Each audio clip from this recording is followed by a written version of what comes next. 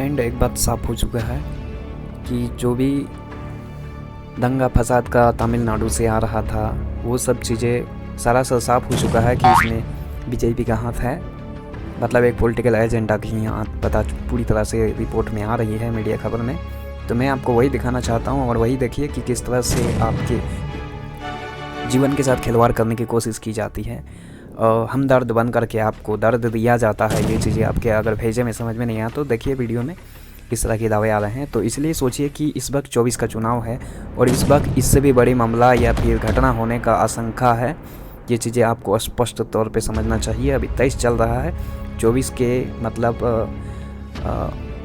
फरवरी मार्च के मतलब इस बीच में चुनाव का सिलसिला जारी होगा। तो सोचिए कि इस बीच में अभी माहौल को पूरी तरह से हर वो मुद्दे से, जैसे बेरोज़गारी, गरीबी है और जो भी देश की हालात है, उन सब चीज़ें जैसे कि आप लोगों ने हमेशा देखता आया है कि सांप्रदायिकता तनाव हमेशा एक जाति भेद और धर्म के द्वारा फैलाया गया है। कुछ एजेंडा, कुछ ऐसे लोग हैं जो मतलब धर्म का सहारा लेकर के एक मानव जाति इंसान के साथ जो धर्म का सहारा लेकर के इंसान को खतरे में डालने या फिर इंसान को खतरा पहुंचा रहे हैं या फिर उसकी जान को जोखिम में डाल रहे हैं, इस तरह की चाल चल रही है। ये चीज़ें बड़ी ही चीज़ है। लेकिन आप लोगों के सबसे महत्वपूर्ण हम सब लोगों के जीवन की क्या है, हमारी रोजी रोटी, हमारे जीवन की शांतिपूर्ण ये सारी स्वभाव या फिर जहाँ भी हम रहते हैं वहाँ पर भले हम गरीब दुखी जो भी रहे लेकिन हम शांति से रहना चाहते हैं, जो भी हालात रहे उसके साथ। लेकिन उस हालात में भी हमें इस तरह की समस्या में डाला जाएगा कि हम अपने जी जान से और हालातों से हम लड़ने पर मजबूर हो जाएंगे।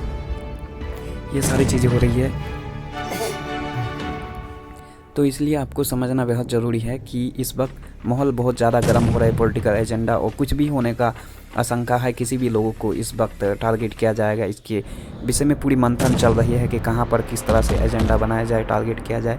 मतलब दोनों तो पक्ष से मतलब ये कहेंगे कि जो 24 का चुनाव सबसे बड़ा सत्ताधारी के लिए चुनौतीपूर्ण रहा है, उनके लिए है और प्लस में विपक्ष के लिए भी है ये सारी चीज़ें। लेकिन जनता के लिए आप सब लोग अपनी जीवन, जो रोज़मर्रा की जीवन की शांति और आपकी जीने की जो ज़रूरत है उनके लिए है। तो इसलिए आप अपने बारे में समझिए कि आपको क्या ज़रूरत है। देखिए पूरी वीडियो रिकॉर्ड, उसके बाद और जो बातें हैं उनको समझिए।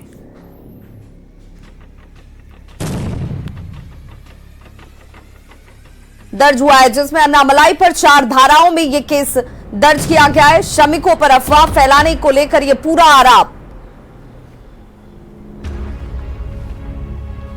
तो तमिलनाडु पुलिस की तरफ से यह इस वक्त की बड़ी कार्रवाई। बिहार बीजेपी पर मामला दर्ज, साथ ही साथ तमिलनाडु बीजेपी को लेकर के भी ये धाराएं लगाई गई हैं, जिनमें अगर बात की जाए तो अन्नामलाई पर 4 धाराओं में केस दर्ज किया गया है। श्रमिकों को लेकर अफवाह फैलाने का यह पूरा मामला और इसे लेकर ही ट्विटर हैंडलर को भी चिट्ठी लिखी गई है और 12 लोगों की हत्या के मामले को जिस तरीके से ट्विटर के जरिए और सोशल मीडिया के जरिए फैलाया गया, उसे लेकर अब ये मामला गंभीर होता जा रहा है। तमिलनाडु के कृष्णागिरी जिले से एसपी सुजीत कुमार ठाकुर मूल रूप से बिहार के सहरसा के रहने वाले हैं। वायरल वीडियो को उन्होंने पूरी तरह से फर्जी करार दिया और दहशत फैलाने वालों के खिलाफ कड़ी कार्रवाई की बात कही है। मेरा नाम सरोज कुमार ठाकुर है। मैं मूलतः बिहार का सहरसा जिला का रहने वाला और 2010 बैच का भारतीय पुलिस सेवा का अधिकारी हूं। अभी मैं तमिलनाडु के कृष्णगिरी जिला का पुलिस अधीक्षक हूं। पिछले कुछ दिनों से समाचार पत्र, ट्विटर, सोशल मीडिया और टेलीविजन चैनलों पर एक झूठ और अफवाह प्रसारित किया जा रहा है, जिसमें कि यह कहा जा रहा है कि तमिलनाडु में हिंदी भाषी मजदूरों पर अत्याचार हो रहा है। यह खबर सरासर झूठ और भ्रम फैलाने वाला है। एक वीडियो में दो फ्रेंड कुछ लोग बोल रहे हैं कि जैसा भी घटना घट रही है उसमें से बहुत के तमिलनाडु की घटना जो मतलब अफवाह है, सच है, क्या है, इसकी अब तक पुष्टि नहीं हो पाई है। ठीक है ना। अगर हो भी रही है तो उसे मिसिंग केस बताया जा रहा है, कई तरह की चीज़ें। तो और दूसरी बात कहा जा रहा है, मीडिया रिपोर्ट में कुछ लोग हैं जो सोशल मीडिया में पत्रकारिता कर रहे हैं, उन लोगों का कहना है या बहुत लोग इस तरह से मान रहे हैं कि जिन लोगों को मारा जा रहा है उन लोगों का लाश को गायब किया जा रहा है। तो मैं कानून के मुताबिक कहूँगा कि जो देश से बाहर जाता है वो वीज़ा पासपोर्ट बना के जाता है ताकि अपनी नागरिकता, अपनी पहचान लेकर के जाता है। तो उसी तरह से कानून के द्वारा यहाँ पर से बिहार से जो बाहर जाए, अपनी एंट्री कानून के मुताबिक अपनी पुलिस प्रशासन के द्वारा उनको जानकारी और जहाँ पर जिस तरह से रह रहे हैं वहाँ की लोकेशन के साथ उनको ट्रैकिंग किया जाए और उसके ये सब चीज़ें कानून मुताबिक होना चाहिए। और सारी कारोबारी या फिर ये सारी चीज़ें होना बेहद ज़रूरी है, तभी पता चलेगा स्पष्ट। और उसको अपनी अपडेट जिस तरह से आप बाहर में जाने के बाद थाने पे देते हैं, उसी तरह से ये होना ज़रूरी है। ताकि पता चले कि कैसे आपके साथ क्या काम चल रहा है, ठीक है ना। बाहर जब देश में जाएंगे तो वहाँ पर हर महीने आपको पुलिस में आपकी एंट्री होती है और वहाँ पे आपकी जानकारी ली जाती है, तो वो होना बेहद ज़रूरी है मेरे समझ के हिसाब से।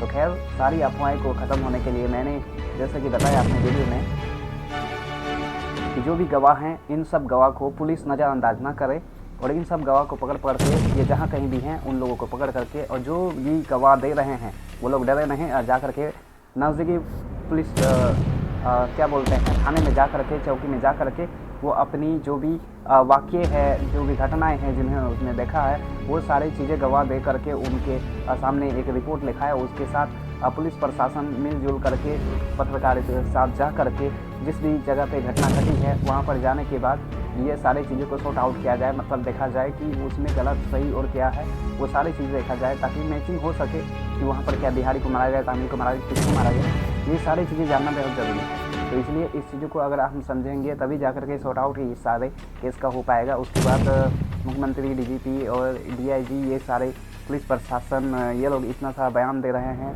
पॉलिटिकल पार्टी में लड़ाई चल रही है, तो आपके इसके पीछे क्या एजेंडा है, इसकी पूरी तरह से जो भी लोग हैं ऐसी अगर अफवाह फैलाई गई है उनको कथित तौर पे सज़ा या फिर उनके लिए जो भी है खुलेआम मीडिया में उसको मतलब प्रचारित किया जाए और उसके बाद उस अपराधी को कथित तौर पे ऐसी सज़ा मिले कि पहले ही उसे सज़ा मिले, उम्र कैद की इसकी ज़रूरत नहीं है, उसको ऐसी सज़ा मिले कि दोबारा बेचारा की ज़िंदगी थोड़ी ज़िंदा रहे, लेकिन उसकी ज़िंदगी अब समझ रहे हो ना, पीछा ठंड हो जाए ऐसा बोलते हैं। तो ये होना बेहद ज़रूरी है, तभी जा कर के कोई भी चीज़ों का शॉर्ट और समाधान हो पाएगा। इसलिए हमारी बातों को अगर आप समझ गए हैं तो जल्द से जल्द इसे शेयर कीजिए, क्योंकि अफवाहें और ये जो भी घटनाएं हैं इनसे जो भी गरीब तक के मजदूर हमारे भाई लोग हैं, जो भी लोग हैं, वो लोग आने जाने तक में उनकी 1000-2000 रुपये के खर्चे हैं। उसके बाद कई सारे तनाव गांव में मोहल्लों में बना हुआ है, इन सारी चीज़ों से परेशान है और जाएंगे रिटर्न भी अगर तो उसे रोज़गार पे मिलेगा, फिर लेट होगा आने जाने का, बहुत सारी चीज़ें हैं। तो उसके सब लोग सही से बताएं कि यहाँ पर हर बार जब त्यौहार होता है तो लोग ठूस करके रेलवे में या ट्रेन में मतलब ठूस करके आते हैं। मैं कई बार सफ़र किया हूँ तो यहाँ पर खड़े होने तक की जगह नहीं होती है, ये नतीजा है और बहुत ही मतलब ख़तरनाक कंडीशन है, ठीक है ना। लोग आपस में ही मारकाट करने लगते हैं, ऐसी भी चीज़ें होती है।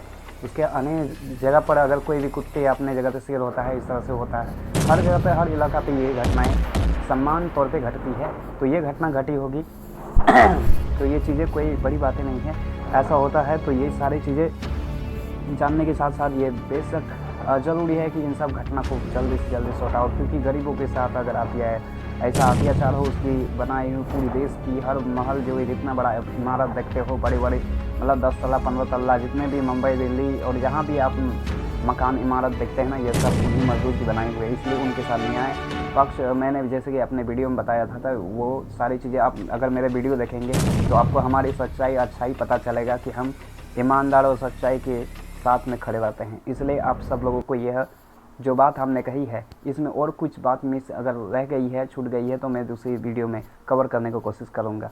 फिलहाल इतना, आप वीडियो को देखिए, शेयर करें और चैनल को सब्सक्राइब अगर आप नहीं किए हैं तो कर लीजिए, क्योंकि हेल्पफुल और आपके लिए साथ सहयोग देने के लिए हमें भी मौका दीजिए। अपने लोगों को हमें साथ देने से हमें हिचकिचाहट नहीं होना चाहिए, नहीं करना चाहिए। अगर आप हमें फैन फॉलोइंग अगर आप फॉलो कर लेते हैं, सब्सक्राइब कर लेते हैं, इसे आपको हमारी जानकारी, हमें आपकी जानकारी मिल पाती है। इसी की वजह से हम आपसे ये गुजारिश करते हैं कि आप ज़रूर हमें सब्सक्राइब करें, हमें सपोर्ट करें। हमें भी आपकी सपोर्ट की ज़रूरत है, जैसा कि आज आपको लोगों की, मीडिया की आपको सपोर्ट की ज़रूरत है। तो जो सच होगा, सही होगा, अगर सवाल उठाएगा तो उसे आपके साथ और आपकी सहयोग की ज़रूरत होती है। धन्यवाद वीडियो को देखने के लिए।